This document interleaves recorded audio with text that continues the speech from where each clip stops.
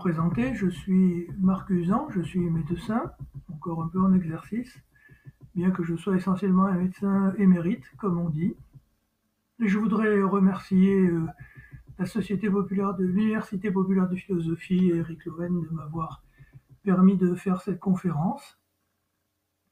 Il est certain que pour moi, ça ne va pas être tout à fait facile de faire cette conférence, c'est une première, je n'ai pas accès à mes notes, il faudra que je la fasse entièrement de tête et vous aurez plus ou moins accès à des illustrations que j'avais préparées. Donc, cette conférence, finalement, je l'ai intitulée « Veuillez prouver que vous êtes humain ». C'est en référence à ce qu'on voit des fois quand on va sur des sites où on nous demande de prouver que nous sommes humains et pas un robot. Pourquoi? Alors, je vais faire un petit peu un historique. Il y a environ 2 ans, je suis un grand lecteur de Jules Verne et je suis membre de la Société Jules Verne et j'ai lu un livre de Jules Verne qui est pas très connu, qui s'appelle Le village aérien.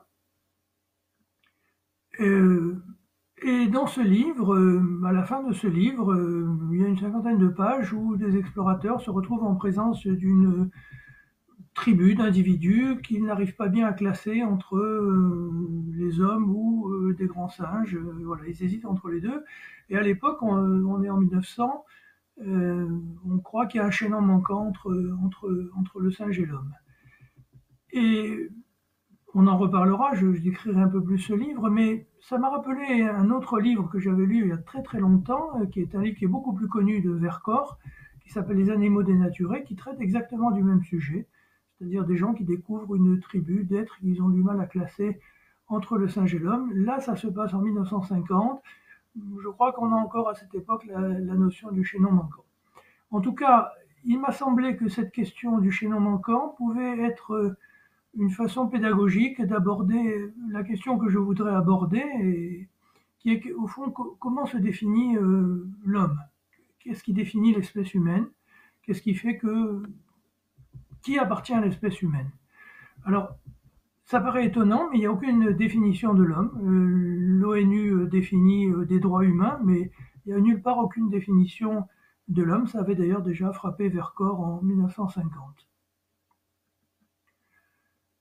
Alors, pourquoi se poser cette question? Eh bien, parce que on pourrait penser que c'est une question qui avait été résolue. Alors, elle avait été résolue effectivement d'une certaine façon par la religion, c'est-à-dire que les religions, mettons la religion catholique pour la France, disaient que l'homme, voilà, était créé par Dieu à son image et il avait une âme. Et c'est ce qui le caractérisait, le distinguait de façon radicale de tous les animaux. Il se trouve qu'au fil des siècles et des années, moins de gens ont cru à cette déclaration biblique. Et puis, il y a eu la découverte au XVIIIe siècle, XIXe siècle, de l'idée que la Terre avait dû évoluer du point de vue de la géologie. Et puis la découverte de fossiles, XVIIIe, XIXe siècle, fossiles animaux, puis fossiles humains. Et tout ceci a abouti à l'idée de l'évolution, c'est-à-dire que la Terre avait évolué, elle n'avait pas toujours été telle qu'elle avait été, et à l'idée aussi que les animaux avaient évolué, et à l'idée que les hommes avaient évolué, et que l'animal n'était finalement, que l'homme par exemple, n'était finalement qu'un animal parmi les autres, certes supérieur. Voilà. Et donc ça posait la question suivante, c'était est-ce que tous les hommes ont évolué de la même façon? Est-ce qu'il y a une seule espèce humaine ou est-ce qu'il n'y a pas eu des animaux qui ont évolué vers l'homme et qui se seraient arrêtés à différents niveaux, et donc il y aurait peut-être différentes espèces ou races humaines, et donc qui auraient évolué différemment, avec les unes ayant beaucoup évolué au XIXe siècle, c'était bien sûr l'homme blanc européen, et d'autres qui auraient moins évolué, ce qui aurait justifié leur mise en esclavage, la colonisation, tout ce qu'on peut imaginer. Alors, ces questions, théoriquement, ont été réglées depuis la controverse de Valladolid et surtout depuis le procès de Nuremberg, mais on a l'impression que ça revient de façon soit sournoise, soit pas du tout sournoise, avec des tenants de théories racistes et en particulier du suprémacisme blanc. Donc j'ai pensé que c'était pas inintéressant de revenir là-dessus et de réaffirmer un certain nombre de choses. Alors, en pratique, comment je vais faire? Eh bien, nous allons parler d'abord des livres que j'ai lus, décrire sommairement le livre de Verne et le livre de Vercors. Et puis nous allons aborder Darwin et l'évolution. Et puis nous allons aborder les différents critères d'humanité. Alors il y en a plusieurs, l'utilisation des outils, la maîtrise du feu, le fait de vivre en société, et puis l'interfécondité aussi, mais qui n'est pas un critère absolu. Et puis aussi deux critères que nous allons développer parmi tout cela, qui sont la bipédie et qui sont le langage, qui sont considérés comme des critères importants servant à définir l'homme. Donc nous allons les passer en revue, voir en quoi ils caractérisent l'homme, et puis au terme de ça, peut-être que nous verrons que ces critères comme ça qu'on pourrait dire physiques ou fonctionnels ne sont peut-être pas tout à fait absolus et que peut-être il revient à la philosophie de dire ce qu'est l'homme. Ce que j'ai intitulé ce chapitre à la fin, c'est la philosophie qui gagne. Voilà. Et puis, à la fin de ce chapitre, nous reviendrons à Darwin, peut-être pour actualiser mon propos, le Darwin non pas de l'évolution des espèces de la sélection naturelle de 1859, mais le Darwin de la filiation de l'homme de 1872. Et puis je ferai aussi au début un rappel de l'évolution des espèces, en espérant que vous verrez de temps en temps des images qui l'illustrent, parce que sinon ça va être un peu difficile, mais enfin, peut-être vous connaissez tout ça par cœur. Alors, peut-être on va commencer d'ailleurs par là, on va dire un mot sur l'évolution. Alors, l'homme ne descend pas du singe, hein, c'est pour ça d'ailleurs qu'il n'y a pas de chaînon manquant, mais la lignée des singes, des simiens et la lignée humaine ont divergé, voici 8 à 9 millions d'années. Donc la lignée simiesque a évolué pour son propre compte pour aboutir aux grands singes que sont les gorilles, les chimpanzés et l'orang-outan. Et la lignée humaine, elle aussi, elle a évolué de son côté, de façon buissonnante. Donc se sont succédés ce qu'on peut appeler des hominidés. Certaines de ces lignées ont probablement cohabité. Les autres se sont succédés sans qu'on dise que c'est l'un qui est la filiation de l'autre, forcément, et puis d'autres ont pu cohabiter. C'est quelque chose qui n'est pas encore bien compris, parce que c'est au fil des découvertes de fossiles très anciens qui sont en très mauvais état. L'état actuel des choses, c'est de dire que l'homme est apparu il y a environ 8 millions d'années, donc sous la forme de l'Australopithèque, de Lucie, qui mesurait 1,20 m, et qui était partiellement bipède, pas complètement bipède, partiellement bipède. Et il a fallu attendre ensuite plusieurs millions d'années pour qu'apparaisse l'Homo habilis, qui, comme son nom l'indique, était capable d'utiliser des outils. Et puis, il y a environ 1,8 million d'années, l'Homo erectus, qui, c'est pas ce que vous croyez, mais simplement qu'il se tenait debout. Et donc, il était, lui, constamment bipède.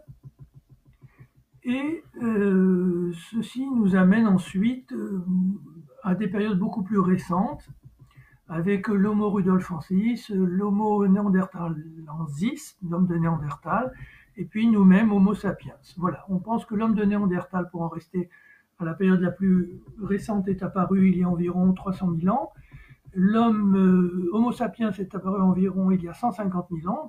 Tout le monde est apparu en Afrique et tout le monde ensuite a gagné l'Europe par le Moyen-Orient.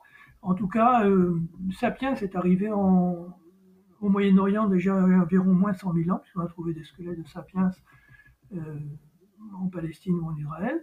Et il a gagné l'Europe vers moins 40 000 ans, moins 45 000 ans, où il s'est retrouvé d'ailleurs contemporain et en confrontation peut-être avec Néandertal, qu'il a peut-être lui-même fait disparaître. Voilà. Alors, je vais vous raconter un petit peu de quoi parlent ces deux livres. Le village aérien est un ouvrage de Jules Verne. Alors, vous connaissez sûrement Jules Verne comme auteur de science-fiction, ce qu'il est effectivement, mais c'est surtout un vulgarisateur scientifique et puis surtout un homme qui a abordé tous les problèmes politiques et historiques de son temps dans différents romans, mais qui sont souvent peu connus. Le village aérien se compose de deux parties. Une partie qui est, à mon avis, peu intéressante, tout à fait classique. Ce sont des gens qui chassent les éléphants et qui recueillent l'ivoire. Ce qui est drôle simplement, c'est qu'ils se font tous massacrer, enfin, sauf 2 ou 3 personnes qui échappent. Et ces personnes essayent de rejoindre les comptoirs français du Congo. Ils sont dans l'Ubangi-Chari, c'est-à-dire dans le centre de l'Afrique. Ils doivent marcher des centaines, des milliers de kilomètres. Et dans cette marche, à un moment donné, ils sont enlevés par une tribu d'êtres donc intermédiaires pour eux entre le sage et l'homme. Et donc, pendant qu'ils sont hébergés ou prisonniers de cette tribu pendant quelques semaines, ils se posent tout le temps la question est-ce que ce sont des singes, est-ce que ce sont des hommes? Le livre de Velcor s'appelle Les animaux dénaturés. Alors, le livre de Jules Verne a été publié en 1901. Le livre de Vercors a été publié exactement 50 ans plus tard, en 1951 ou 52. Et il s'appelle Les animaux dénaturés. On verra pourquoi il a donné ce titre plus tard. Il raconte l'histoire d'une expédition pas de géologues, mais d'anthropologues ou de paléologues qui se trompent et finalement ils se retrouvent en Papouasie. Ça se passe en Papouasie, donc dans des régions qui en 1950 étaient encore des taches blanches sur la carte. Et ils se trouvent devant des falaises et puis pendant la nuit ils sont attaqués, on leur jette des pierres, etc. Puis ils finissent par découvrir que les falaises sont habitées par des singes, ou ce qu'ils croient être des singes, et puis en les approchant, ils s'aperçoivent que ce ne sont pas exactement des singes, mais ce sont des êtres, encore une fois, qui ont des caractéristiques physiques intermédiaires entre le singe et l'homme. Il faudrait que je puisse vous montrer un dessin qu'avait réalisé Vercors d'un de ces êtres. Alors ils vont les appeler des tropies, parce qu'au fond c'est des paranthropes, ils ne savent pas comment, si c'est des hommes, si c'est des singes. Et donc ils se posent la question, est-ce qu'ils appartiennent à l'humanité? Alors pourquoi ils se posent cette question? C'est beaucoup plus développé dans Vercors que dans Jules Verne. Pourquoi ils se posent cette question? Parce que bien sûr leur découverte a été annoncée à tout le monde, et puis il se trouve que ces tropies, ils appellent les tropies, sont capables quand même, ils sont au niveau au moins de l'Homo erectus ou habilis, ils sont bipèdes, ils ont une certaine degré d'intelligence et de langage, ils enterrent leurs morts, et on s'aperçoit qu'ils sont capables, par exemple, de monter des échafaudages et de faire marcher des machines. Et ça intéresse beaucoup les capitalistes australiens qui, au lieu d'envoyer filer de la laine des moutons australiens en Angleterre, pourraient la faire filer sur place en Australie, et pourraient utiliser ces tropies comme main-d'œuvre. Ça serait une main-d'œuvre qui n'aurait pas besoin de payer, puisque ce ne seraient pas des hommes. Les mâles seraient castrés pour être plus tranquilles, et comme ça, voilà, ils pourraient faire des profits. Ce qui, bien sûr, révolte l'équipe d'anthropologues qui a découvert les tropies, et notamment l'un d'entre eux, Douglas Templemore, qui est en fait un journaliste, et il essaye d'empêcher ça, et il a recours à quelque chose d'extrêmement particulier, c'est-à-dire qu'ils avaient fait des expériences entre les tropies et puis les singes, ils avaient inséminé des femelles tropies avec du sperme de singes, d'hommes, etc. Et tout avait marché, ils étaient tous interféconds, ce qui fait qu'on ne pouvait pas conclure s'ils étaient des singes ou des hommes. Et lui, il a l'idée de féconder une femelle tropie avec son propre sperme, et donc il ramène cette femelle tropie qui est enceinte, il la ramène en Angleterre en l'occurrence, et puis elle accouche d'un bébé, et il euthanasie ce bébé de façon très douce, mais enfin il le tue. Et puis il appelle la police et il dit voilà, je viens de tuer mon fils. Il fait constater par un médecin la mort de cet enfant qui est son fils quelque part. Et à partir de là, il va être mis en procès. Et donc ce procès, il va se passer deux choses possibles. Soit on considère que cet enfant d'un homme et d'une femme tropie était un humain, et à ce moment-là, Douglas Templemore est accusé d'assassinat prémédité et il va être pendu. Mais les tropies seront sauvées, ils ne deviendront pas esclaves. Soit on considère que cet enfant de tropie n'est pas humain, et à ce moment-là, Douglas Templemore est libéré parce qu'il a tué juste un animal, mais à ce moment-là, les tropies peuvent être mis en esclavage. Voilà, donc donc il y a un très long développement dans ce livre sous la forme du procès de Douglas Templemore. Voilà. Alors, Donc nous avons vu ces livres, nous avons vu les différentes évolutions, les hominidés qui se sont succédés avant l'apparition de Sapiens. Disons quelques mots de Darwin, alors, parce que c'est quand même à la lumière de Darwin que tout ça va se passer, et de l'évolution, de la théorie de l'évolution, d'une façon plus générale. Alors la théorie de l'évolution a été énoncée d'abord par Lamarck. Lamarck est né en 1744 et mort en 1829. Et c'était le premier d'abord à décrire la science biologique, à la créer, à créer le mot de biologie. Même je ne peux pas vous donner la situation de tête, mais je n'ai pas les textes, mais bon. Et lui, il pense que l'homme est le résultat d'une évolution, qu'il y a eu évolution des espèces, et il l'a montré avec les fossiles, etc. Lui, Lamarck pensait que les caractères acquis pouvaient se transmettre, ce qui très vite est apparu comme très compliqué à soutenir comme théorie, puisque par exemple un rat à qui on coupe la queue ne va pas engendrer des rats sans queue. Mais voilà, c'était quelque chose qui faisait débat, et puis plus tard, deux générations plus tard, est apparu Darwin. Darwin est né en 1809, voilà, donc 2 générations après Lamarck. Il était issu d'une famille de scientifiques et lui-même, lorsqu'il avait 25 ans environ, il a fait un très grand voyage avec un vaisseau de circumnavigation qui a duré 5 ans, où il a pris des tas d'observations. C'était un savant de sciences naturelles, et donc des observations de sciences naturelles. Et en rentrant en Angleterre en 1832 ou 37, il a commencé à écrire. Il a publié ce qu'il avait vu et ce qui a fait sa réputation.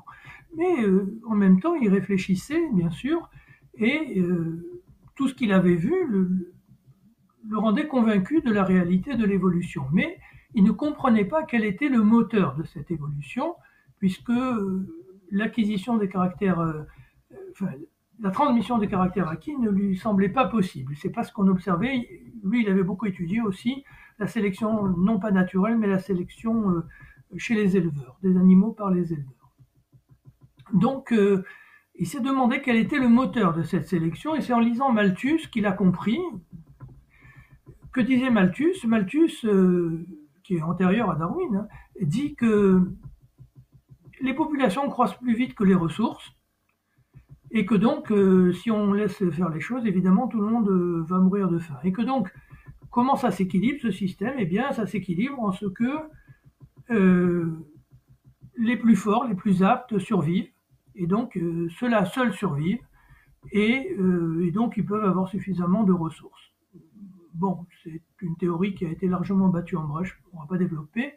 En tout cas, Darwin en a tiré l'idée qu'il y avait effectivement dans la nature un phénomène de ce type, c'est-à-dire un phénomène de sélection naturelle, d'une part de sélection entre les espèces elles-mêmes pour l'occupation d'un territoire, et ensuite, au sein d'une espèce, on savait que au sein d'une espèce, il apparaissait de temps en temps quelqu'un qui était différent des autres, et ce que Darwin a pensé et dit, c'est que lorsque cet individu différent des autres avait des caractéristiques qui le rendaient plus apte, plus combatif, plus apte, etc., eh bien, il prenait le dessus sur les autres et il donnait ensuite, c'est lui ensuite qui devenait dominant et toute la lignée devenait comme ça.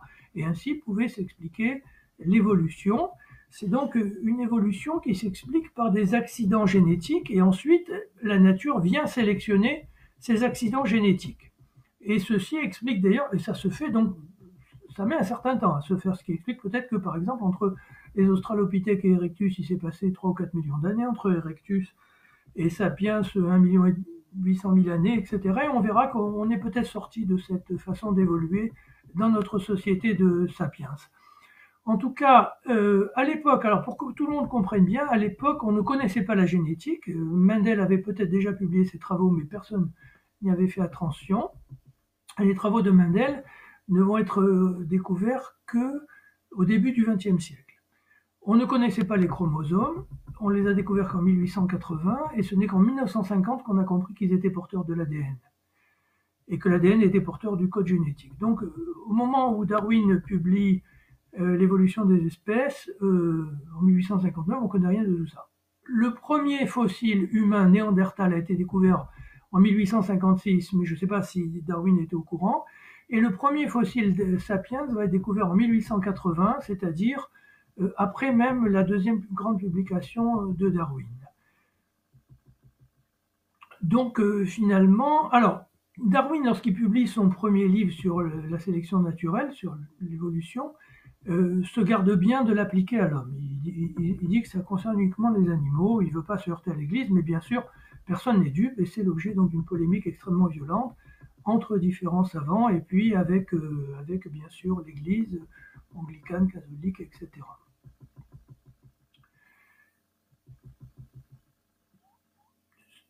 Polémique qui peut d'ailleurs continuer encore aujourd'hui, puisqu'il y a des gens qui sont contre l'évolution, qui sont fixistes, mais bon, on ne va pas développer. Alors, nous allons parler maintenant des critères de l'humain. On va commencer par la bipédie. Alors, on va dire la bipédie, on va voir en deux chapitres, c'est-à-dire la bipédie comment, et puis ensuite nous verrons la bipédie pourquoi. Alors, la bipédie comment? Alors, d'abord, la théorie qui est actuellement en vigueur, mais peut-être que ce ne sera pas forcément la même dans quelques années, c'est la théorie de l'effondrement de la faille du rift africain, c'est-à-dire que l'Afrique était boisée et dans ces forêts vivaient des singes et puis des ancêtres des hommes qui étaient arboricoles. Et puis il y a eu une énorme faille d'effondrement et donc le climat a fondamentalement changé et à l'est de cette faille d'effondrement, le climat est devenu chaud et sec et au lieu de la forêt s'est développée une savane. Et dans cette savane, évidemment, les êtres arboricoles n'étaient pas vraiment favorisés et donc ont été sélectionnés par la nature des êtres qui arrivaient plus facilement à se tenir debout et donc qui pouvaient regarder au loin, voir d'une part leur gibier, puis aussi leurs prédateurs, et donc voilà, se cacher, courir, etc. Et donc c'est comme ça que serait apparue la bipédie par sélection naturelle dans cet environnement, non plus de forêt, mais de savane, et ça correspond effectivement à ce qu'on a trouvé, c'est-à-dire que les fossiles de Lucie, les fossiles même d'Erectus ont été trouvés au Tchad, en Éthiopie, etc., à l'est de cet effondrement du rift. Donc c'est ça la théorie, comment la bipédie s'est mise en place et a été sélectionnée. Alors, quel est l'avantage de la bipédie? Il y en a plusieurs. D'abord, la bipédie, elle a libéré les mains. Donc, avant, quand on marchait à quatre pattes, on n'avait que sa gueule pour porter quelque chose.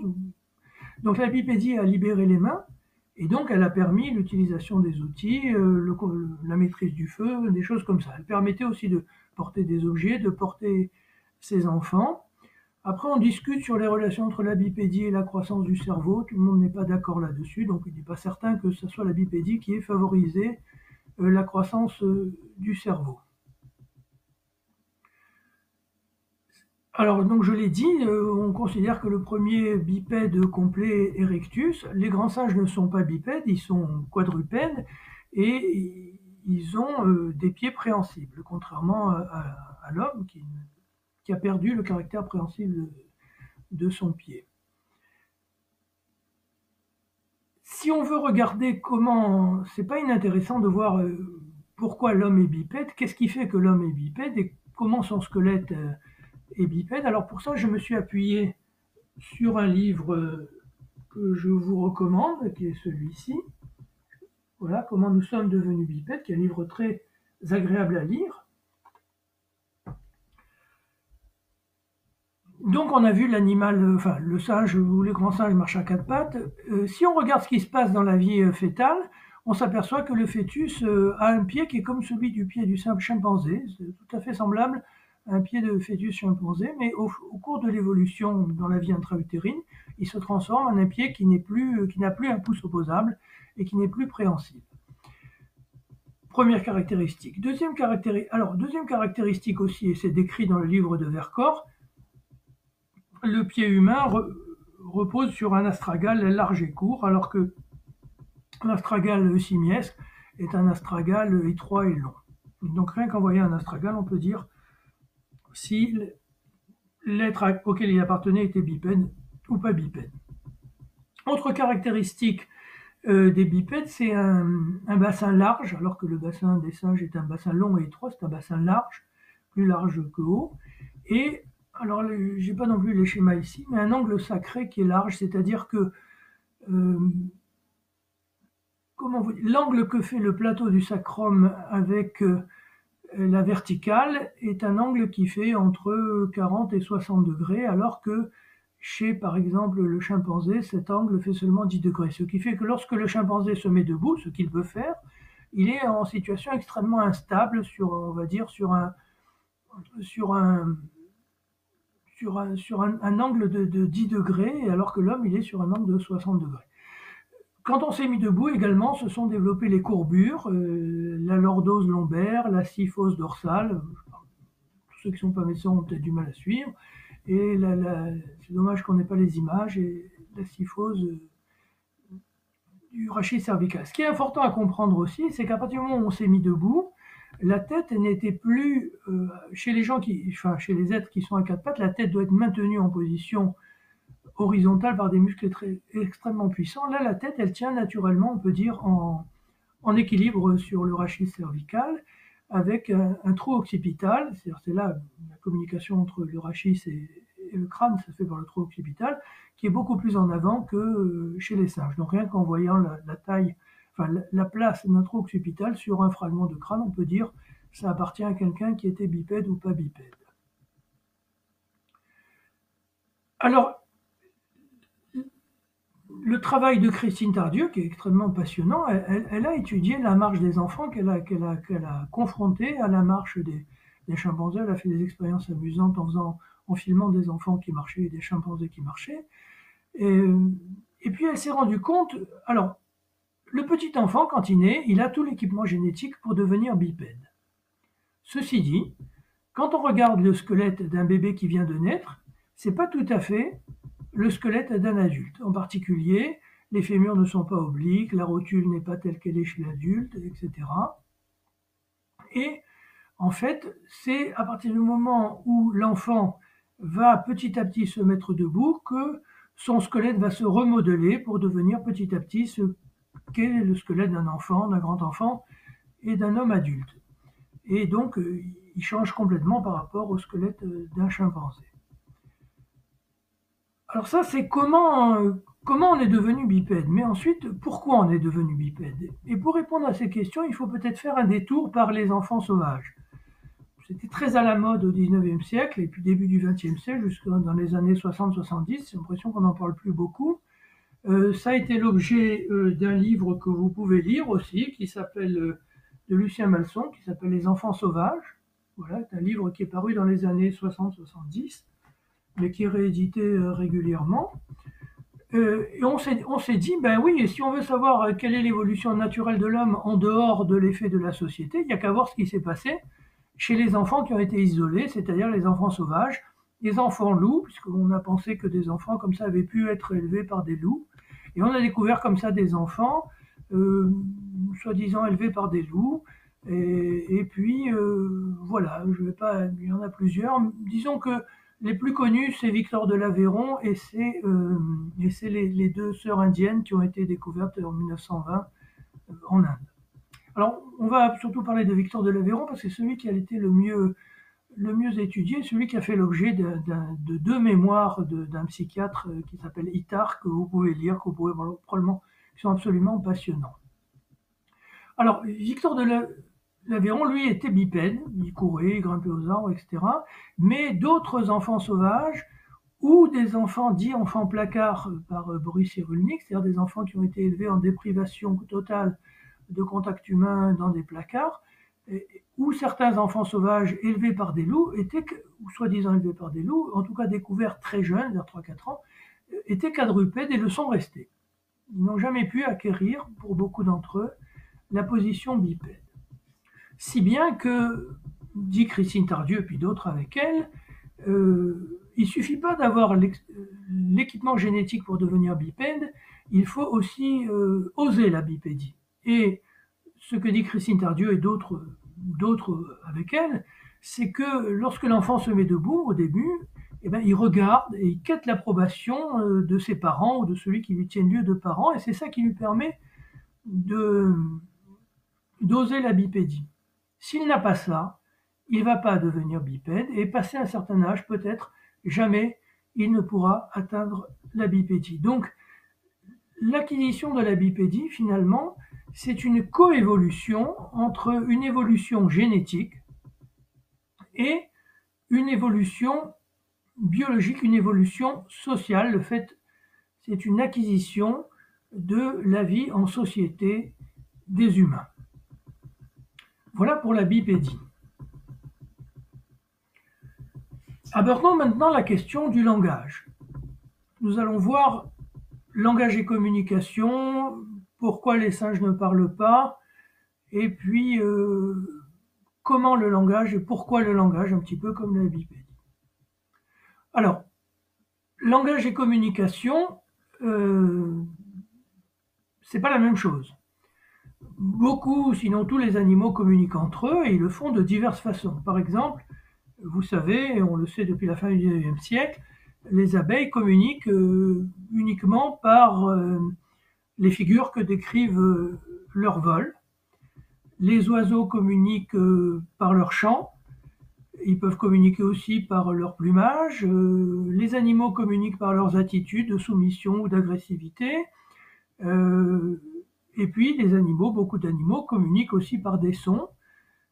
Par exemple, les chimpanzés communiquent par des sons. Alors qu'est-ce que nous disent là-dessus Vercors et Verne? Alors pour en venir à la bipédie, dans les deux cas, hein, dans les deux livres, Vercors et Verne, aussi bien les tropiques que les wagdi sont bipèdes, j'avais oublié de le dire, mais ce qui fait qu'ils ne sont pas très avancés pour savoir comment les classer. Alors, pour le langage, c'est différent.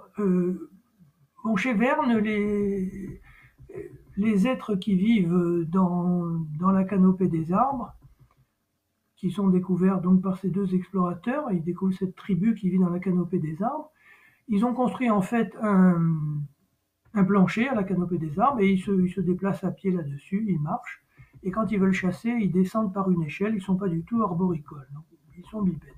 Et ils ont un langage aussi, c'est-à-dire un langage élémentaire, mais ils arrivent à se faire comprendre entre eux. Mais c'est pas énorme. Alors, Verne raconte une histoire sur laquelle je vais un peu rebondir. Verne raconte l'histoire d'un Américain qui s'appelait Garner et qui, lui, avait mis des phonographes dans les zoos pour enregistrer les singes, et il était arrivé à la conclusion que les singes parlaient. Mais vraiment, parlaient. Et donc, pour essayer de le prouver, il a eu l'idée d'aller enregistrer des singes sauvages et pas uniquement les singes des zoos. Il est allé en Afrique avec ses phonographes, et puis comme il était dévoré de moustiques, il s'est sauvé, et puis on n'a plus jamais entendu parler de cet homme. Mais Verne, qui connaît cette histoire, raconte l'histoire, alors cette fois-ci imaginaire, d'un savant allemand qui part dans la brousse pour essayer d'enregistrer les singes. Ce savant allemand se fait kidnapper par les wagdi, et puis il devient un peu une figure tutélaire de la tribu. Mais Verne développe longuement la question de est-ce que les singes parlent, pourquoi ils ne parlent pas, etc., que je vais peut-être un peu vous développer. Alors ensuite, ça a été aussi l'objet de discussions.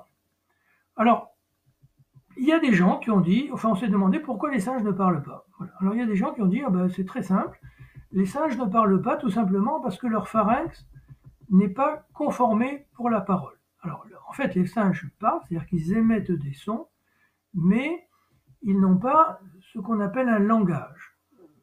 En termes de langage humain, un langage humain est un langage articulé qui est capable, qui comporte des mots dont l'assemblage forme des phrases et la phrase a une signification supérieure à l'assemblage des mots pris un à un. Et le langage humain, il permet d'exprimer des idées abstraites. Disons qu'on reviendra peut-être là-dessus, mais tout le monde est à peu près d'accord là-dessus. Et déjà du temps de Jules Verne en 1896, Vercors 1950 et encore aujourd'hui, comme quelqu'un, Monsieur Simonet. Voilà. Donc, pourquoi les singes ne parlent pas? Il y a des gens que, c'est un peu amusant, ils ont dit, ah ben, c'est tout simplement parce qu'ils n'ont pas un larynx qui est fait pour ça. Et effectivement, le larynx des singes est très haut placé et ne permet pas d'émettre des sons complexes, exactement comme le larynx du bébé qui est très haut placé et le bébé n'est pas capable probablement d'émettre des sons complexes.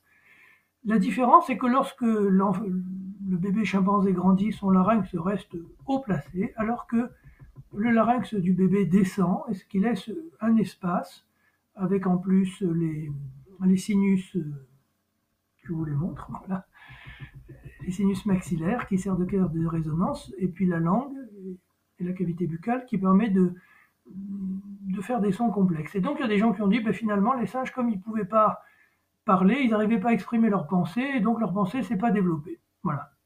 Et donc les singes ne parlent pas tout simplement parce qu'ils n'ont pas le larynx qui est fait pour ça. Bien, c'est quand même pas très peu de gens, je pense, qui croient encore à ça. La plupart des gens pensent que le langage est l'expression de la pensée, et donc que s'il y a langage, il faut qu'il y ait pensée. Alors, qui dit pensée dit cerveau, et bien sûr, le cerveau des singes n'est pas semblable au cerveau des hommes, et nous allons un petit peu développer ceci. Donc l'homme parle, il comprend ce qu'on lui dit, et puis il exprime des idées.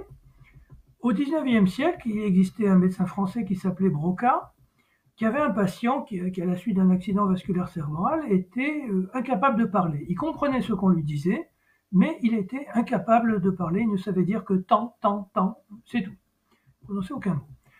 Quand ce malheureux est mort, Broca l'a autopsié et il a regardé son cerveau, et il a vu qu'une zone, qui s'appelle maintenant l'aire de Broca, qui est une zone de la région temporale, avait été détruite, et il a dit, voilà, c'est l'aire de la parole.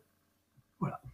Et puis, à peu près au même moment, un Allemand qui s'appelait Wernicke avait un patient qui, lui, pouvait parler, mais ne comprenait pas ce qu'on lui disait.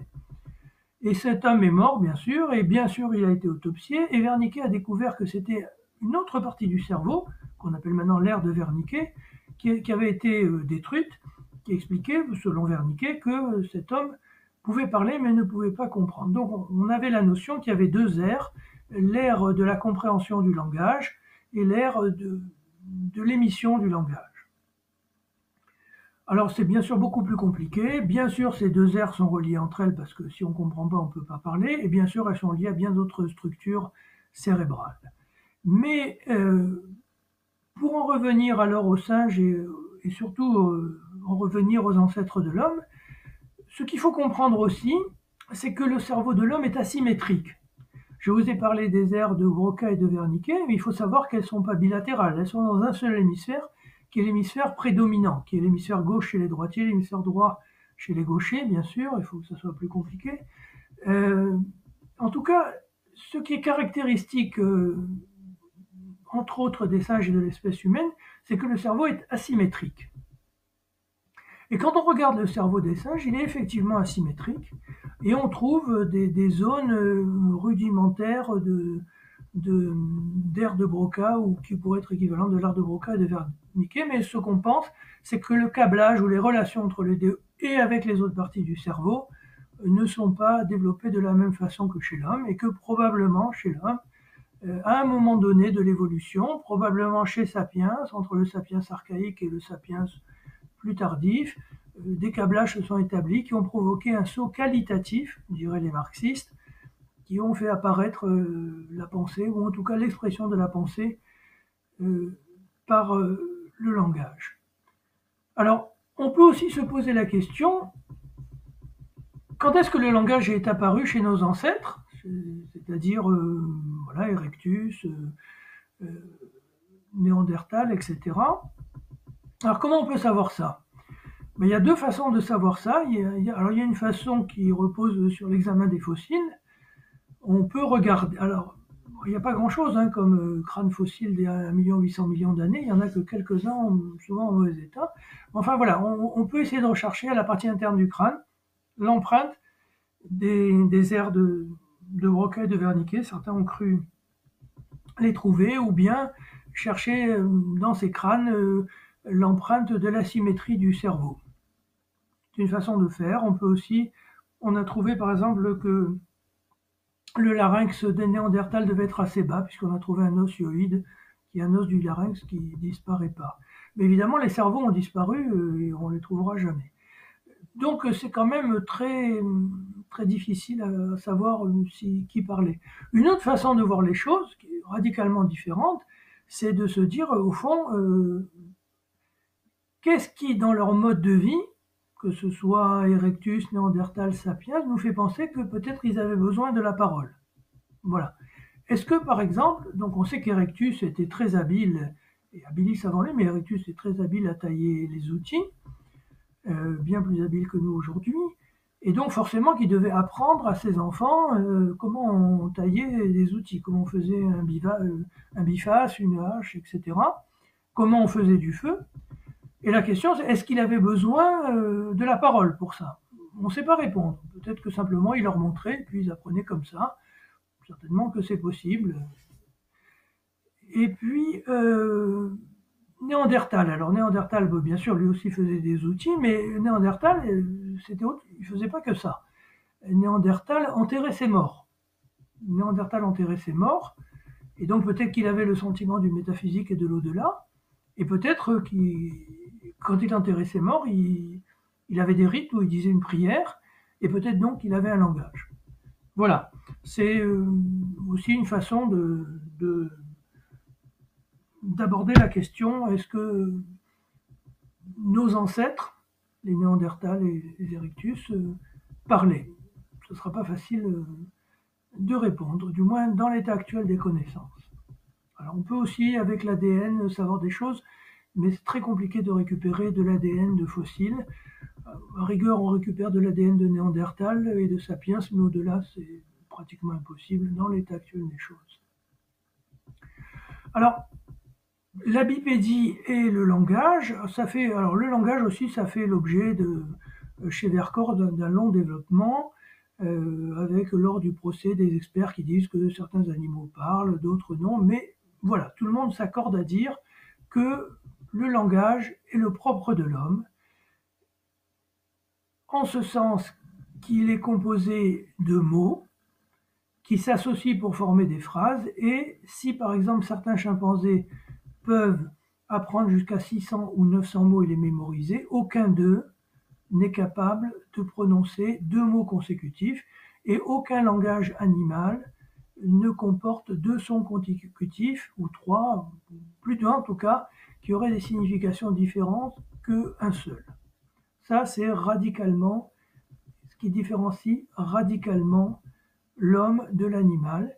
Et de ce point de vue aussi, il n'y a pas de chaînon manquant, c'est-à-dire qu'on est soit animal avec un langage rudimentaire, avec quelques sons isolés, un langage qui n'est pas articulé, qui ne forme pas de phrase, soit on est un homme avec, y compris dans les tribus les plus archaïques de l'homme, les moins organisées, un langage articulé avec des mots, des phrases, et des phrases qui signifient plus que les mots qui les composent, et des phrases qui servent à exprimer une pensée, c'est-à-dire des idées abstraites, ce que l'animal n'est pas capable de faire.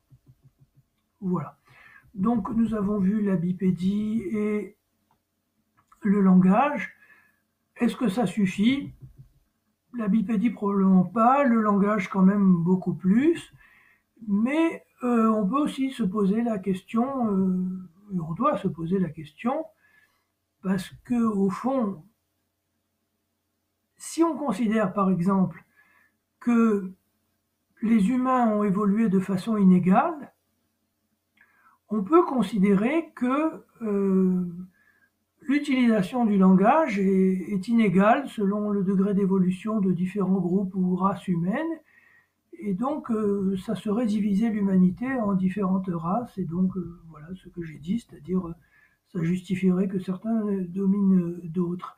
Et donc peut-être que cette question du langage, parce que c'est vrai qu'il y avait des peuplades, des tribus qui avaient des langages peut-être moins élaborés, ou du moins en apparence que, on va dire, l'homme blanc européen. Peut-être que cette question, finalement, c'est pas l'examen du langage ou l'examen technique de la bipédie qui va y répondre, mais c'est la philosophie. C'est que j'ai intitulé mon chapitre. À la fin, c'est la philosophie qui gagne, par analogie à la Coupe du Monde de football, où à la fin c'est l'Allemagne qui gagne. Alors, que nous disent là-dessus Verne et Vercors? Ben, ils nous disent un peu la même chose d'ailleurs, tous les deux. On va commencer de façon chronologique par Jules Verne, donc on est en 1901. Donc ces explorateurs sont dans cette tribu de Wagdi qui parlent, et ils se demandent donc s'ils sont des hommes. Alors bon, ils parlent, ils marchent debout, et alors en vérité, franchement, ce sont des hommes, hein, parce qu'ils parlent, ils font du feu, ils vivent en tribu, etc. Mais enfin bon, eux, ils se le demandent encore, et ils se posent comme question, est-ce qu'ils ont une morale, par exemple? Et la réponse est oui, ils ont une morale, c'est-à-dire qu'ils observent que si quelqu'un vole quelque chose, il n'est pas puni par la personne qui a été volée, mais la tribu se réunit et fait un procès et punit collectivement le voleur. Donc le fait qu'on punisse le vol, ça veut dire qu'il y a une morale commune, et donc qu'ils ont, c'est un aspect philosophique qui fait penser qu'ils ont des caractères humains de ce point de vue. Également, ces Wagdi, lorsqu'ils ont kidnappé ce professeur allemand qui est devenu fou, bien sûr, parce que les savants sont fous souvent chez Jules Verne, ils ont en même temps ramassé une orgue de un orgue de barbarie, et donc ils le font tourner et ils écoutent la Freischütz de Weber, et ils adorent cette musique, ils la font tourner pendant des heures et ils dansent dessus, donc ils ont un sentiment artistique, et ça aussi, c'est considéré comme un critère, en tout cas par la philosophie, comme un critère très, très important d'appartenance à la communauté humaine, comme étant typique de l'homme. Et puis dernière chose que Jules Verne aborde, qui est le sentiment religieux. Alors là, il ne tranche pas complètement, puisque ces Wagdi vont faire une espèce de cérémonie où ils promènent le savant allemand sur un catafalque, et il adore, il se prosterne devant lui, etc., comme devant un dieu, mais bon, c'est pas une idole, c'est quand même un être humain, donc ils savent pas bien s'ils adoreraient aussi bien une idole de bois pour les classer, pour dire qu'ils ont un sentiment religieux. Chez Vercors, c'est finalement la même démarche, mais on est 50 ans plus tard. Mais c'est la même démarche finalement, et la discussion a lieu lors du procès. Et voilà, Vercors dit que ce qui est le propre de l'homme, et c'est ce qui explique le titre du livre, que voilà,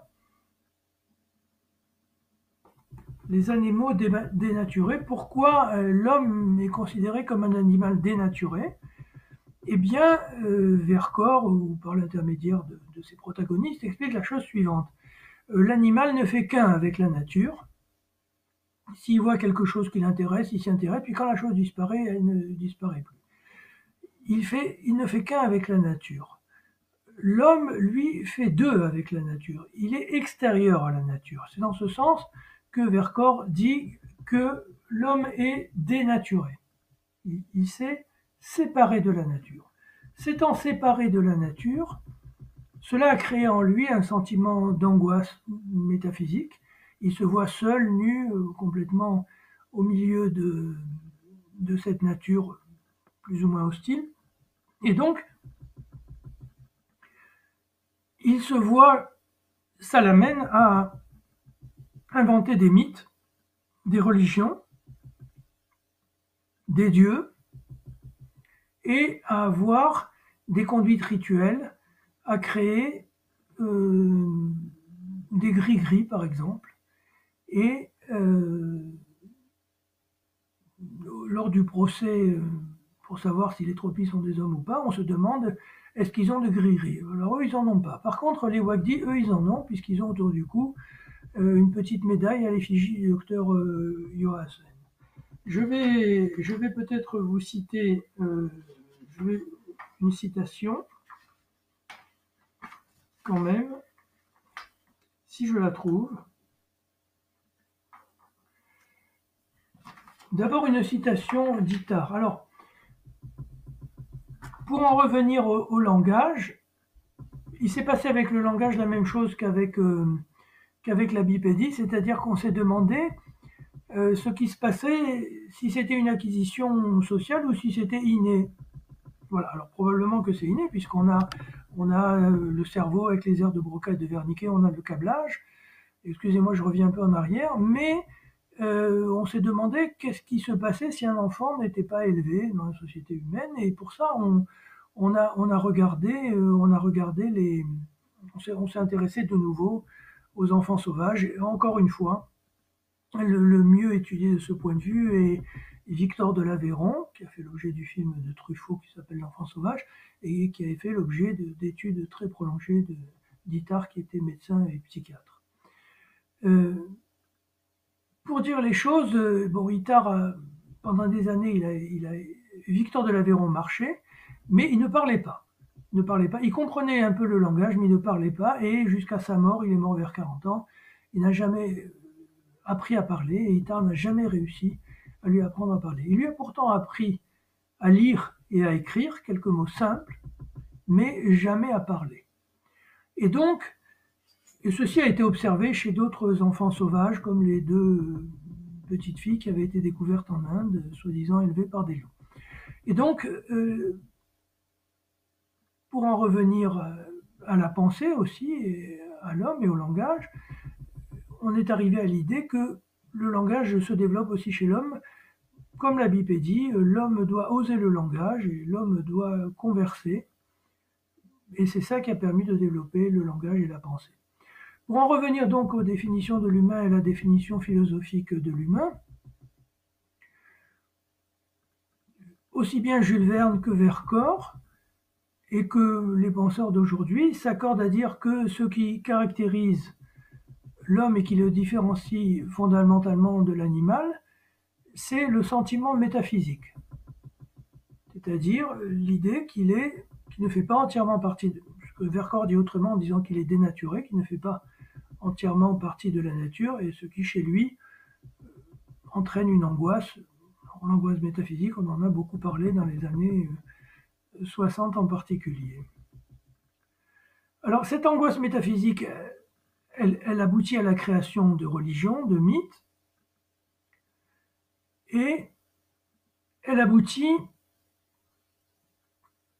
à l'activité artistique aussi, puisque on voit, en général, en même temps que les premiers signes de croyances religieuses ou de quelle qu'elle soit, on voit apparaître l'activité artistique. Alors, pour ce qui est de Sapiens, il semble que l'activité artistique remonte à environ 45 000 ans, alors que Sapiens existe depuis 150 000 ans. Mais il y avait des Sapiens archaïques, et puis Sapiens a évolué. Donc cette activité artistique, on en voit des traces, alors soit des petits cailloux gravés, des choses comme ça, très anciens, peut-être 50 000 ans, mais c'est surtout les grottes comme Chauvet et la grotte non mais que tout le monde Lascaux, voilà, ce qui ont été fréquentés il y a 15 000, 20 000, 30 000, 40 000 ans, je crois, pour la grotte Chauvet, le sentiment artistique qui est... Et donc, ce que disent tous les experts, c'est que ce sentiment métaphysique différencie radicalement l'homme de l'animal, c'est-à-dire que lors du procès, un expert dit il n'y a pas un homme, le plus primitif soit-il, à l'époque on pensait qu'il y avait des hommes primitifs, qui n'ait pas le sentiment métaphysique, et à l'inverse, il n'y a pas un animal, le plus évolué soit-il, qui ait le sentiment métaphysique. Voilà, donc il y a ce sentiment métaphysique qui est apparu chez l'homme et chez Sapiens. Ce sentiment métaphysique, cette création de mythes, on peut aussi considérer que c'est ça la révolution cognitive. Et cette révolution cognitive est un tournant essentiel dans l'évolution de l'humanité et dans l'évolution de Sapiens, c'est-à-dire de nous, puisque nous continuons à évoluer. Hein. Voilà. Je m'explique. Il a fallu attendre des millions d'années pour passer de l'Australopithèque à Erectus, des millions d'années pour passer d'Erectus à Néandertal, des centaines de millions d'années de passer de Néandertal à Sapiens. Pourquoi? Parce que cette évolution se faisait effectivement par sélection naturelle. C'est-à-dire qu'il y avait des mutations génétiques qui survenaient par hasard, et ces mutations génétiques, la nature les sélectionnait ou pas, selon qu'elles représentaient ou pas un avantage pour la survie, pour la domination, pour l'utilisation des ressources, pour l'occupation du territoire. Et donc, comme ça se faisait au coup par coup, alors bon, les mutations génétiques sont quand même pas très fréquentes, et puis il y en a beaucoup qui aboutissent à rien du tout, donc il fallait qu'à chaque fois ça soit la bonne, enfin voilà, ça mettait très très longtemps. Bon, ça a quand même abouti à Sapiens, sauf que là, depuis quelques dizaines de milliers d'années, avec la révolution cognitive, l'apparition de l'intelligence, de la pensée, du langage, ça a beaucoup changé les choses. Pourquoi? Parce que, alors ça je cite Harari, je cite de tête, hein, malheureusement je ne peux pas vous lire les citations que j'avais préparées. C'est un ouvrage qui s'appelle Sapiens, une brève histoire de l'humanité, un ouvrage que certainement beaucoup d'entre vous ont lu et qui a eu un très grand succès, très mérité, très agréable à lire et très intelligent. Alors, ce que dit Harari, c'est un petit peu sa théorie à lui, mais ça s'appuie quand même bien sûr sur des travaux, c'est pas un fantaisiste, hein, cet homme. Il dit donc qu'il y a une révolution, enfin il dit, il n'est pas le seul à dire qu'il y a une révolution cognitive, et alors ce qu'il dit lui, qui est un peu particulier, c'est que ce qui est particulier dans le langage de l'homme, c'est que bon, le langage du singe, c'est pour dire à un autre singe, attention, il y a un lion en bas, et donc ne descends pas de l'arbre. Voilà. Tandis que l'homme, il va dire ça aussi, mais il va dire, eh ben oui, mais le lion, c'est la figure tutélaire de notre tribu. C'est-à-dire qu'il va faire de la métaphysique. L'homme va créer des mythes. Avec sa pensée, il va créer des mythes, peut-être aussi parce il est dénaturé, il est séparé de la nature, il est angoissé, il a son angoisse métaphysique. Voilà. Non seulement, alors l'homme crée des mythes, et ce que dit Harari, c'est que la fonction principale du langage, c'est assez amusant, c'est pas tellement de faire des choses très, très intelligentes, il dit finalement, regardez les grands savants dans les congrès, quand ils parlent de quoi ils parlent, du temps qu'il fait, de ce qu'ils ont mangé à midi, etc. Et il dit que finalement, ce qui est la caractéristique de Sapiens, c'est que c'est un fiefé bavard. C'est le bavardage, et donc ce qui a changé les choses, ce qui a fait la révolution cognitive, c'est qu'au lieu de décrire simplement il y a un lion, attention, descends pas de l'arbre, etc., on s'est mis à bavarder, et surtout on s'est intéressé les uns aux autres. Et au lieu de s'intéresser simplement à ce qui se passe au dehors de nous, on s'est intéressé à ce qui aime qui couche avec qui triche, qui est voleur, qui est honnête. Et c'est à partir de là que s'est constituée la société humaine. Ce que dit aussi Harari, de façon relativement originale, c'est que l'homme, c'est la caractéristique de l'homme, c'est qu'il croit à des choses qui n'existent pas. Alors, bien sûr, sans vouloir vexer personne, il croit à des mythes religieux. Alors, chacun croit ou ne croit pas aux mythes religieux, c'est comme l'efficacité de la chloroquine, mais c'est pas quelque chose qui peut se prouver. Voilà. Il n'y a pas de preuve de l'existence de Dieu, il n'y a pas non plus de preuve que Dieu n'existe pas. Donc on y croit ou on n'y croit pas. Mais au-delà, il dit l'homme y croit à des choses, par exemple, il croit aux sociétés anonymes, il croit à la monnaie, il croit aux États. Et c'est ça ces croyances communes qui ont permis de rassembler des centaines, puis des milliers, puis des centaines de milliers d'individus, et de former d'abord des tribus, puis des États, puis des empires. Et il pense que c'est pour ça d'ailleurs que Sapiens a éliminé Néandertal, que Néandertal n'avait pas cette capacité de former des grandes tribus et éventuellement des grands États. Et ceci, bien sûr, s'est accentué, s'est accompagné de la sédentarisation et de l'apparition de l'agriculture. Tout ça va de pair. Mais ce que dit Harari, c'est ça qui est amusant et excitant intellectuellement, c'est qu'au fond, la nation, les sociétés par action, la monnaie, tout ça, ce sont des mythes qui n'existe que parce que les hommes y croient ou font semblant d'y croire. Les jours où les hommes n'y croiront plus, ça s'effondrera. Voilà, c'est une autre façon philosophique de voir les caractéristiques. Alors, nous avons donc défini l'homme du point de vue philosophique, et de ce point de vue, il semble qu'il n'y ait pas de différence entre toutes les populations humaines. Alors, on sait aujourd'hui, il y avait deux théories en réalité. Il y avait des théories que Erectus, par exemple, ou Néandertal étaient sortis d'Afrique, qu'il avait colonisé le reste du monde, et puis qu'ensuite, par exemple, Erectus avait donné le Pithecanthrope de Java, et l'hypothèse était peut-être que Erectus avait essaimé dans diverses parties du monde, et ensuite, localement, chaque Erectus aurait évolué vers Néandertal ou l'équivalent, Denisova ou quoi, et puis Sapiens. Et donc, il y aurait en fait que tous les Sapiens n'auraient pas la même origine.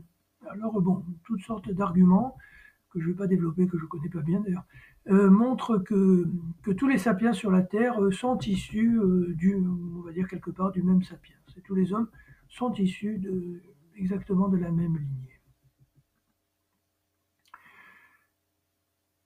Alors, je voudrais quand même revenir à Darwin et à ce qu'on a appelé le darwinisme social.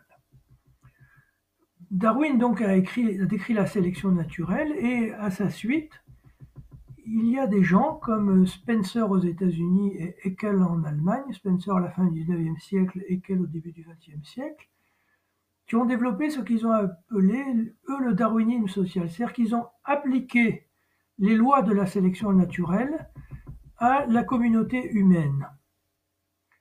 Et ils ont considéré que la civilisation humaine était elle aussi soumise à la sélection naturelle, et qu'il y avait effectivement, ça on l'observe, et on observe dans toute société humaine, des gens qui dominent, des gens qui sont riches, des gens qui sont dominés, des gens qui sont pauvres, avec pas toujours facilité à passer d'une classe à une autre. Disons une société organisée en classes et en hiérarchie. Et ils ont dit finalement, bah écoutez, non, c'est pas du tout quelque chose de scandaleux, c'est simplement parce que les gens riches et puissants sont plus intelligents, plus doués pour la domination que les gens pauvres et qui sont en bas de l'échelle sociale, et donc il faut surtout pas prendre des mesures qui visent à améliorer le sort des gens les plus pauvres. Ça serait aller à l'encontre de l'évolution, et ça serait aboutir à une catastrophe, un affaiblissement de l'espèce humaine. Ça a été repris. Alors, ça continue à être bien sûr enseigné. Il y a des gens qui.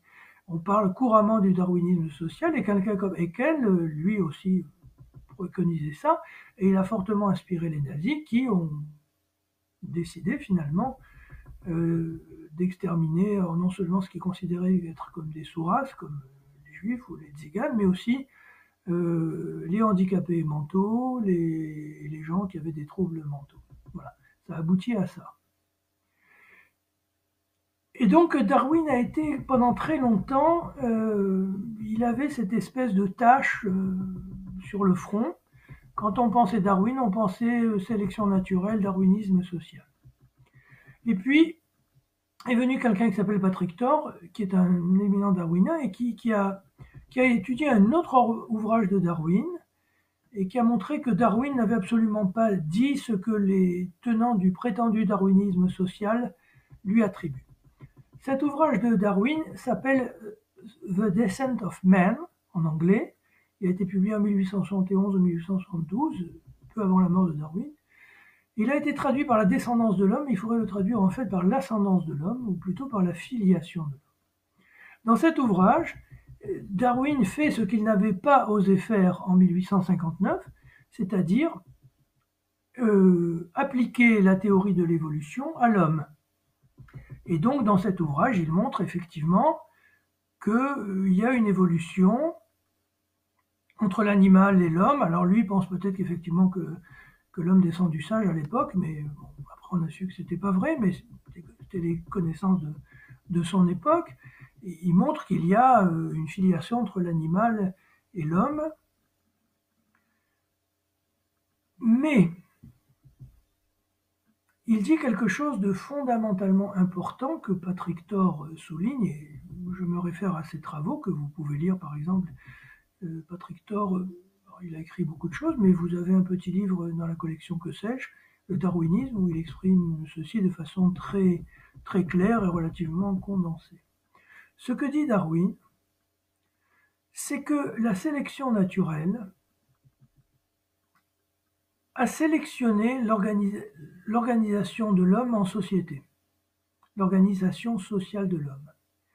Et que donc, à partir du moment où l'homme vit en grande société, comme le montre Harari, a des croyances communes, ce qui fait la force et la cohésion de cette société, ce qui fait son évolution, ce qui fait le ciment de cette société, ça n'est plus la lutte entre les plus forts et les plus faibles, la domination des plus forts que les plus faibles, mais ce sont au contraire les valeurs d'entraide, d'empathie, de sympathie et l'éducation. Donc, la sélection naturelle a sélectionné Sapiens, a sélectionné un comportement de Sapiens qui le fait vivre en société, et à ce moment-là, la révolution cognitive est devenue, à la place de l'évolution génétique, est devenue le principal moteur de l'évolution. C'est là une idée fondamentale, c'est-à-dire qu'avant, il fallait attendre des changements génétiques pour que nous évoluions, et donc ça prenait des centaines et des milliers d'années.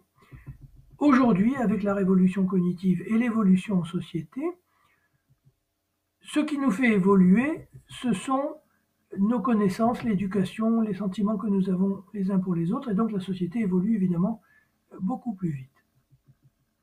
Et en tout cas, et avec lui Patrick Thor, c'est que ce qui fait la force d'une société, ce qui fait sa cohésion, c'est ça.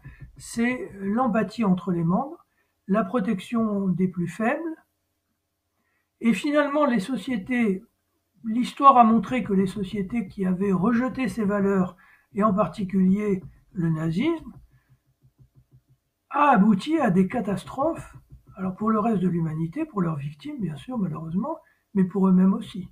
C'est-à-dire que l'Allemagne qui a adhéré malheureusement en 1933 au nazisme et qui s'est engagée là-dedans, en 1945 s'est trouvée complètement détruite et réduite, amputée d'un tiers de son territoire, etc. Voilà, pourquoi je dis ça? Parce que ça, c'était finalement l'enseignement de Nuremberg. Mais, et après Nuremberg, pendant très longtemps, personne n'a osé remettre en cause le fait qu'il y avait une seule humanité, que nous étions tous égaux, tous frères, on va dire. Voilà. Mais il semble que depuis quelques dizaines d'années, aux États-Unis et ailleurs, se fassent jour des théories de nouveau racisme, des théories suprémacistes, bien sûr, blanches, auxquelles répondent parfois des théories anticolonialisme, qui fait que on est en train de peut-être de revenir en arrière par rapport à Nuremberg, et voilà, si on oublie l'histoire, on est condamné à la revivre. C'est un peu le message que je voudrais dire, et c'est aussi pour ça ce que je voulais dire dans cette conférence, c'est-à-dire qu'il faut tirer les enseignements de l'évolution de la pensée. Et de ce point de vue, vous voyez, les protagonistes de Jules Verne, ils sont en présence d'hommes qui sont finalement des sapiens, quand on regarde bien tous les critères, et ils se posent la question si ce sont des hommes ou pas. Parce qu'à l'époque, on pense qu'il y a des hommes comme ci, des hommes comme ça, des hommes plus évolués selon l'angle facial, etc.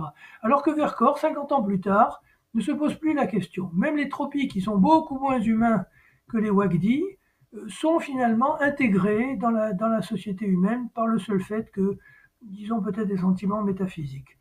Et donc, énorme progrès entre 1900 et 1950, et il ne faudrait pas que nous revenions en arrière. Voilà, c'est un peu pour ça que aussi là-dessus que je voudrais conclure cette conférence. Il faut tirer les enseignements de ce qui s'est passé et combattre les gens qui voudraient nous ramener en arrière.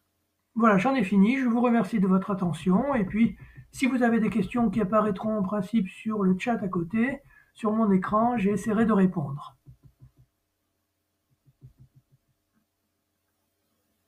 Donc j'attends que éventuellement vous me posiez des questions par chat.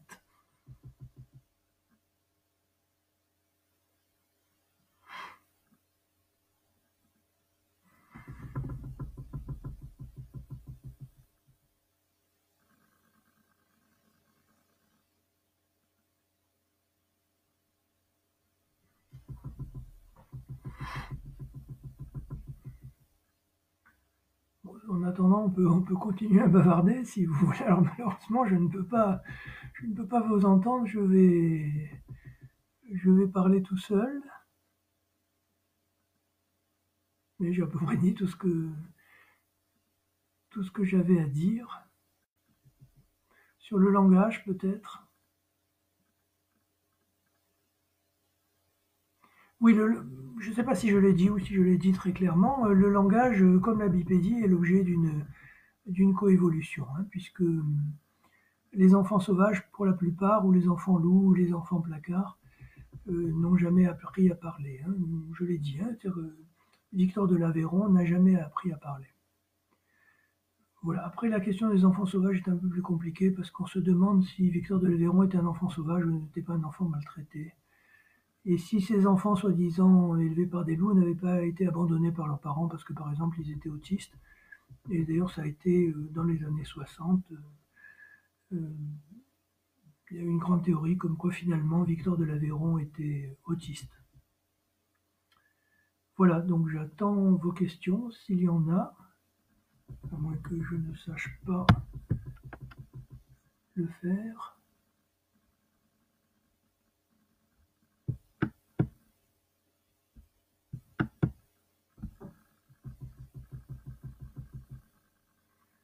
Qu'est-ce qu'on pourrait dire encore là-dessus?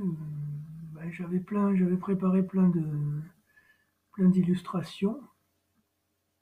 Voilà, par exemple, des choses auxquelles on ne croit pas. J'avais mis le drapeau des pays, j'avais mis. Et puis sur le darwinisme social, j'avais mis une photo de Trump, par exemple.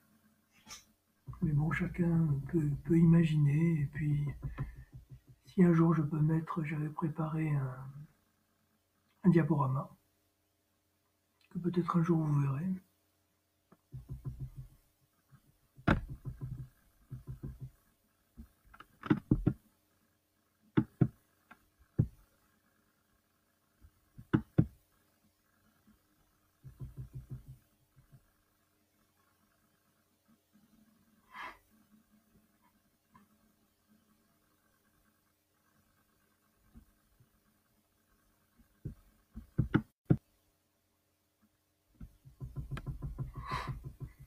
Après, s'il n'y a pas de questions, on va arrêter cette conférence, mais on va se donner un petit peu. Alors, voyons, je vois un truc là qui est discussion instantanée, mais c'est en bas, oui.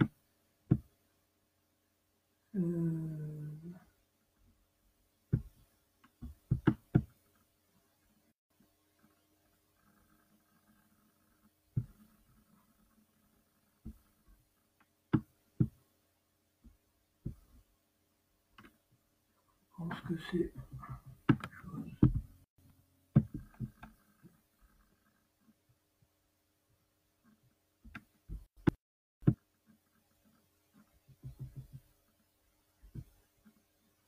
Bon, c'est tout à fait autre chose.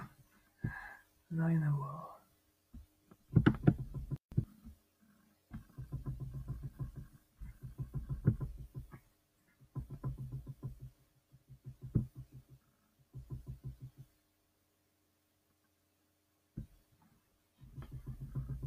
Donc, écoutez, je vais peut-être appeler Eric Lowen, parce que peut-être je ne sais pas regarder le chat.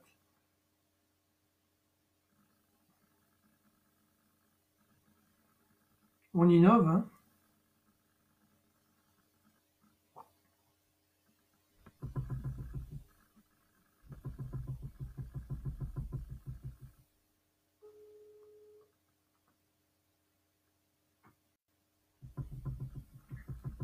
Oui, alors il n'y a pas de chat, il n'y a pas de questions de chat ou je ne sais pas les regarder? Ah,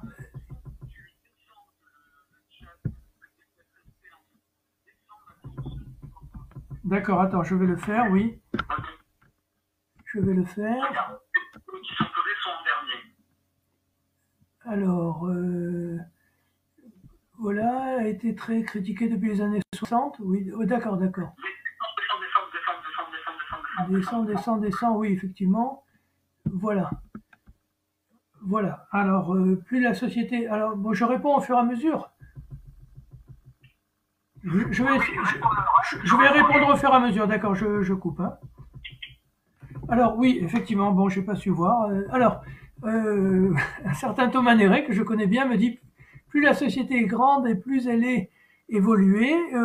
Pas forcément, non. Mais disons que l'évolution s'est accompagnée. Alors d'abord, la définition d'évoluer, c'est difficile, c'est une notion relative, hein, mais effectivement, quand même, plus une société évolue, en général, plus elle grandit, plus il y a d'interconnexions entre les êtres et peut-être effectivement plus elle évolue ou plus elle est évoluée. Mais ça ne peut pas être le seul critère de société évoluée. Qu'est-ce que je pense de la notion de troubles neurodéveloppementaux dans la pensée neuroscientifique au sujet des enfants qui ont des difficultés de langage oral et écrit et autres? Alors, c'est une question que je vous remercie vraiment de m'avoir posée parce que il se trouve que depuis 3 mois, je travaille dans une maison d'accueil spécialisée pour polyhandicapés lourds. Beaucoup de ces adultes, qui ne sont pas des enfants, mais qui sont des adultes, mais qui ont été des enfants, n'ont pas acquis le langage oral. Beaucoup ne comprennent pas ce qu'on leur dit. Certains sont sourds, certains sont aveugles, mais même ceux qui sont ni sourds ni aveugles n'ont pas acquis ni la compréhension du langage oral, ni la possibilité de s'exprimer. Ils ont diverses pathologies neurologiques ou ont eu des accidents neurologiques à la naissance. Et je me disais en les voyant, parce que j'étais en train de préparer cette conférence, que ce sont comme... Est-ce qu'on les classe quand même parmi les hommes? Ben oui. Pourquoi?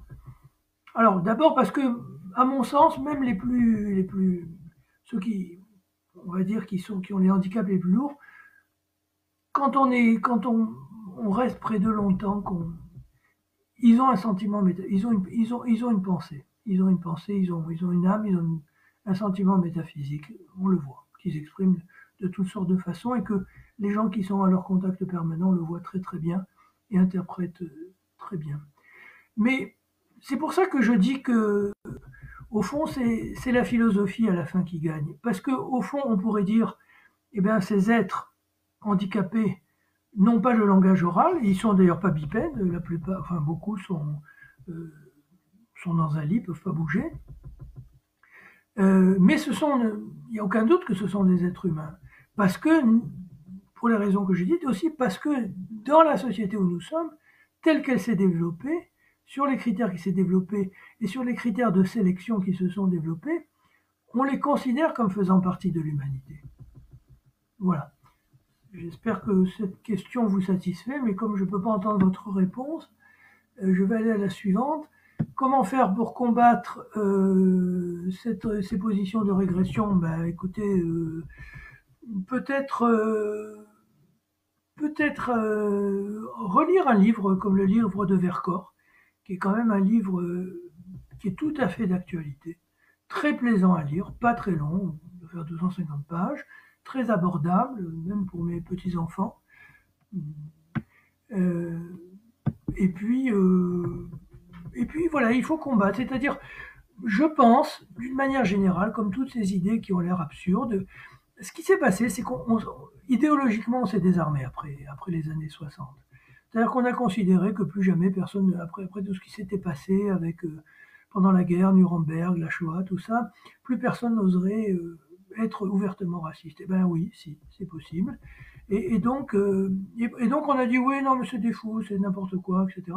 On les a pas combattus. On dit c'est scandaleux de dire ça. Voilà. Mais non, il faut combattre, il faut argumenter, il faut expliquer pourquoi il y a une seule espèce humaine.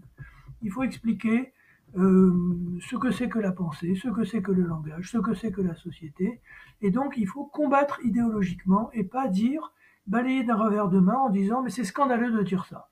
C'est scandaleux de dire ça, mais ça gagne des esprits, toutes sortes d'esprits, pas forcément. Voilà. Donc c'est comme ça qu'il faut faire. Merci pour celui qui m'a dit c'était très clair. Pas de questions, pas de questions. Qu'est-ce qui peut bien faire et l'homme que les hommes ne sont pas d'accord sur le fait que l'humanité sera faite d'humains, tous de même valeur? Ben, j'ai un peu répondu à la question.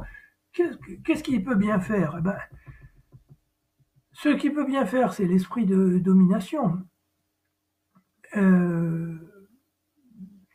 ce qui s'est passé, c'est que les sociétés se sont développées de façon différente selon les continents. Et on va dire que la société s'est développée. On peut pas dire qu'elle soit plus développée, elle s'est développée plus dans certaines directions, direction de l'industrie, etc., mettons en Europe et aux États-Unis, en Amérique. Et, et à partir de là, ils ont tiré la conclusion qu'ils étaient supérieurs à d'autres. Et donc, ils ont cherché des critères. Par exemple, il y avait un critère que tout le monde admettait dans les années 1870, qui était l'angle facial. Voilà.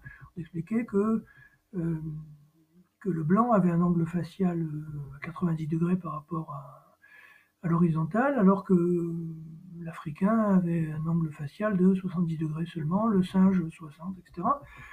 Et puis après, les nazis ont expliqué, et puis Vichy aussi apprenait à reconnaître un juif, par exemple, il a l'œil comme ci, il a lèvres comme ça. C'est-à-dire que, qu'est-ce qui a fait ben, comment je dirais, la connerie humaine qui est quand même quelque chose d'immense et qui finira jamais. Hein. Et les instincts de domination, on va dire. Alors j'ai dit que la sélection naturelle avait sélectionné notre vie en communiqué, donc l'éducation, l'empathie, la sympathie, la bienveillance et la protection des plus faibles. Mais elle a sélectionné ça, mais pas chez tout le monde, on va dire. Peut-être la solidarité dans son ensemble actuellement, et encore c'est quelque chose qu'il faut défendre. Mais bon, c'est vrai que même Trump, il a du mal à dire bon, on va laisser mourir les pauvres de maladie, c'est pas la peine qu'ils aient de couverture sociale. Peut-être qu'il le pense, hein, mais il a quand même du mal à le dire. Donc voilà, on a quand même avancé là-dessus. Alors, oui, alors malheureusement, j'ai pas lu Primo Levi. J'ai le livre chez moi, j'ai jamais réussi à le lire. Ouais. Je vais m'y mettre. Et oui, alors quelqu'un parle de Patrick Thor, oui, oui, il a créé la Société internationale darwinienne, quelque chose comme ça, avec des congrès qui se font, je sais pas, tous les ans, tous les 2 ans, et c'est quelqu'un de très bien à tout point de vue. Oui, Darwin était anti-esclavagiste et contre le racisme. Alors Jules Verne, c'est plus compliqué. Jules Verne était violemment anti-esclavagiste, il était républicain, mais c'était un républicain plutôt conservateur. Alors, on va dire qu'il avait les idées racistes de son temps, quoi. Mais quand même, par exemple, dans le village aérien, il dit, alors j'ai pas pu tout vous citer parce que j'avais pas les textes sous les yeux, je ne pouvais pas tout connaître de tête, mais enfin, je vous cite de tête. Et il dit, alors lui, il pense qu'il y a des sociétés humaines plus ou moins développées que d'autres. Mais enfin, il dit que quand même, l'humain le moins développé est quand même qualitativement différent de l'animal le plus développé. Il dit, par exemple, le Polynésien le plus arriéré, bon, il donne cet exemple, hein. S'il y a des Polynésiens qui m'écoutent, je suis désolé.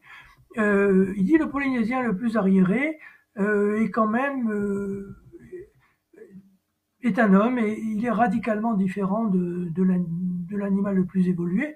Alors Jules Verne, il dit ça à propos du langage et aussi en raison du sentiment religieux ou métaphysique de l'homme par rapport à l'animal. Il s'appuie lui aussi là-dessus. Alors, Néandertal avait-il des sépultures avant Sapiens? Il me semble que oui, mais je voudrais pas dire de bêtises. Je ne sais pas si un Néandertal a enterré ses morts. Et parce que c'est vrai qu'on dit qu'on trouve des sépultures de Néandertal, mais c'est peut-être des squelettes de Néandertal qui étaient là comme ça. J'ai pas l'impression qu'on trouve des sépultures comme des sépultures de Sapiens, c'est-à-dire où on met autour d'eux des bijoux, ou éventuellement qu'on enterre son chien préféré avec lui, etc.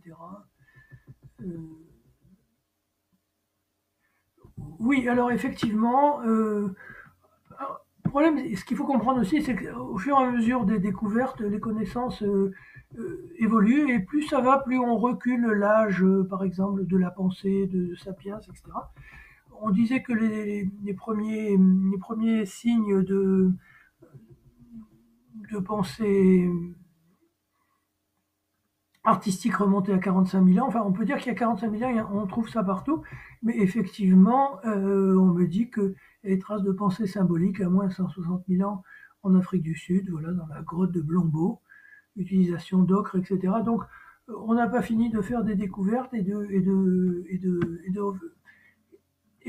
faire l'homme finalement de plus en plus. Alors, il y a un commentaire qui dit que le livre de Lucien Malson a été très, très critiqué. Je l'ai un petit peu dit. Alors, on peut développer effectivement, si vous voulez, on peut le développer.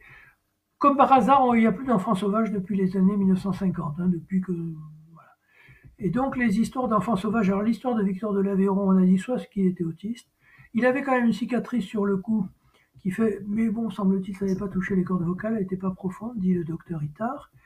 Mais peut-être que c'était un enfant autiste qui a été abandonné par sa famille. En tout cas, il avait été aperçu vers l'âge de 8-10 ans, et puis après on l'a retrouvé finalement vers l'âge de 11-12 ans.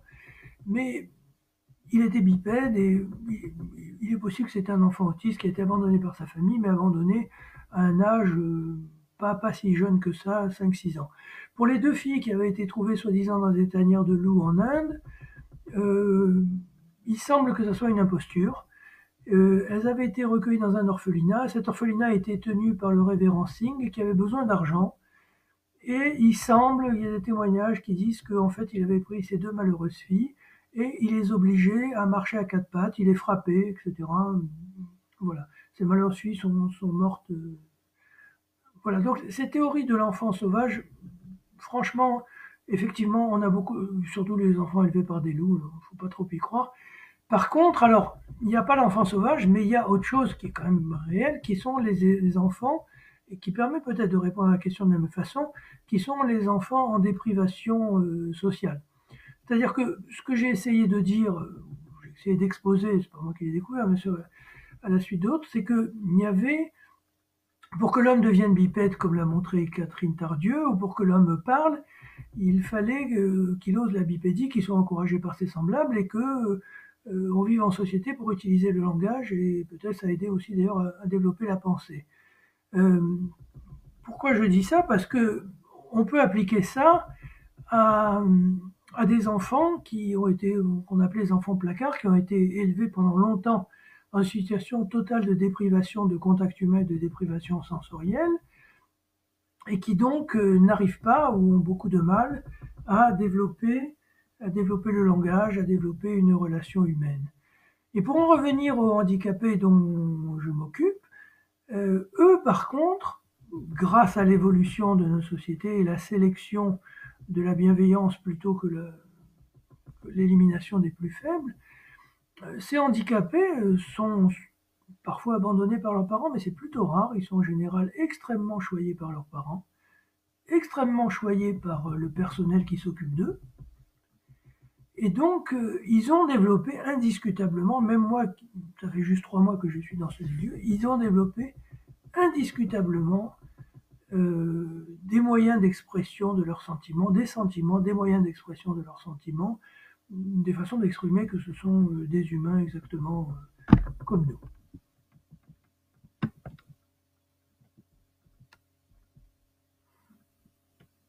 Alors, les langages animaux n'ont pas été décodés à ce jour. Oui et non, il y a des gens qui ont décodé le langage des oiseaux, qui ont montré à certains oiseaux que certaines séquences voulaient dire ceci, d'autres séquences voulaient dire cela, que certains cris de singe voulaient dire ceci, certains cris de singe voulaient dire cela. Mais pour en revenir aux langues, donc ils ont été, on ne peut pas dire les animaux ne parlent pas tout simplement parce qu'on n'a pas décodé. On n'a jamais décrit d'animal qui aligne deux mots de préférence, et on n'a jamais décrit d'animal qui forme une phrase avec une phrase dont l'assemblage des mots signifie autre chose que ce que signifie chaque mot en lui-même, si je me fais bien comprendre. C'est ça la définition du langage. Et c'est ça qui différencie le langage de la communication. Les animaux communiquent entre eux, éventuellement par des sons, mais ils n'ont pas cette caractéristique du langage humain. Et je répète, c'est pas moi qui le dis, mais c'est Simonet qui le dit, il n'y a pas de chaînon manquant du point de vue du langage entre l'animal et l'homme. C'est-à-dire que l'homme a un langage articulé, il fait des phrases, il y a de la pensée et de la pensée abstraite. L'animal émet des sons, et ces sons sont en rapport avec des situations concrètes et réelles et n'expriment pas des idées abstraites. Donc je crois qu'on ne peut pas dire qu'on n'a pas décodé le langage animal. En tout cas, ce n'est pas un argument suffisant pour dire que peut-être l'animal parle, mais qu'on ne sait pas l'entendre. Alors j'avais aussi une diapositive très drôle là-dessus, mais voilà, malheureusement, oui, alors les choses drôles, oui, le patient aphasique de Broca s'appelait Le Borgne, bon, ben voilà.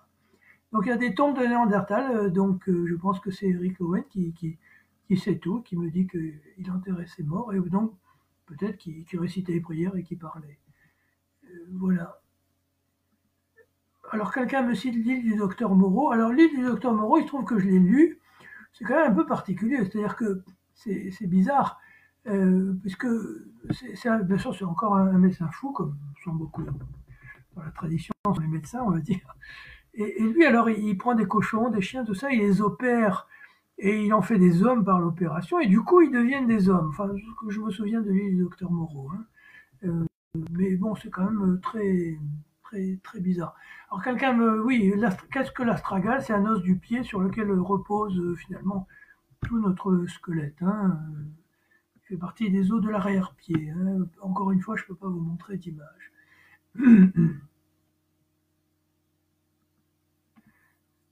Voilà, alors ce que je vous ai dit, c'est vrai, sur l'évolution entre Lucie, Erectus, etc., c'est constamment remis en cause, et en particulier la théorie de la bipédie. Enfin, voilà, il y a eu, voilà, au Tchad, on a découvert un squelette d'un adolescent, je crois que c'est un adolescent qui s'appelait Toumaï, qui remet en cause. Voilà, donc les choses évoluent. Je pense quand même que de tout ce que j'ai dit, on peut garder, qui s'est quand même bien passé, il y a eu quand même déjà une bifurcation il y a 8 ou 9 millions d'années entre la branche des singes et la branche des hominidés ou des homininés ou des préhumains, je sais pas comment on peut les appeler, et que donc l'homme ne descend pas du singe. Je pense que tout le monde, on continue à penser, les découvertes récentes n'ont pas infirmé l'idée que les espèces préhumaines ont été buissonnantes. Après, il y a plein de choses qu'on n'explique pas. Pourquoi certaines espèces se sont éteintes et pas d'autres. Enfin, la plupart se sont éteintes. Et c'est quelque chose que j'ai pas dit dans ma conférence, mais qui était une idée très importante que je voulais dire. C'est peu probable que ça arrive, parce que probablement qu'on connaît tous les recoins de la Terre, ne serait-ce qu'avec les satellites. Mais qu'est-ce qu'on ferait aujourd'hui si on tombait sur une tribu d'Erectus ou d'Habilis? On tombe sur une tribu d'Erectus, qu'est-ce qu'on en fait? Est-ce qu'on en fait des êtres humains? Est-ce qu'on les intègre dans l'humanité, qu'on leur donne les mêmes droits que ce qu'on appelle les droits de l'homme, tels que définis par l'ONU par exemple? Ou est-ce que par exemple, on se croit autorisé à les mettre en esclavage? C'est une question. Et c'est aussi pour ça que j'ai abordé la question qu'est-ce que l'homme par le biais de ces deux livres.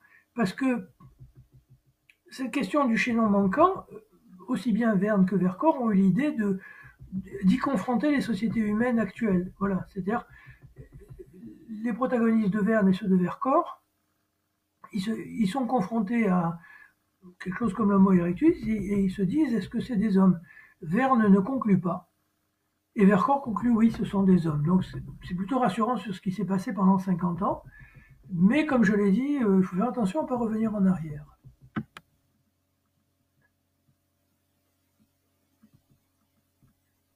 Voilà, donc quelqu'un me dit que Mendel a publié en 1866, mais c'est passé totalement inaperçu, et ça n'a été redécouvert qu'en 1900. Et les chromosomes ont été découverts seulement dans les années 1920, je crois, ou 1880, et vous savez, ADN siège du code génétique, c'est les années 1950, Watson et Crick.